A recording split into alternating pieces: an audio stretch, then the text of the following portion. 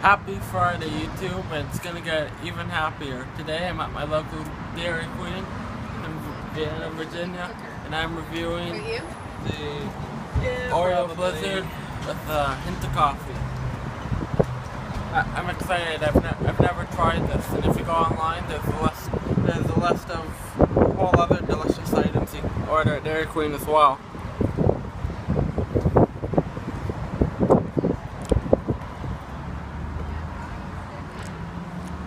Oh, it's perfect. It tastes like eating a coffee milkshake. I love the Oreo and the coffee. It works really well together. And I plan on doing other food reviews in the future. So keep your eyes out and also watch my friend Brian Chang's YouTube channel. It's really awesome. Thanks. Bye.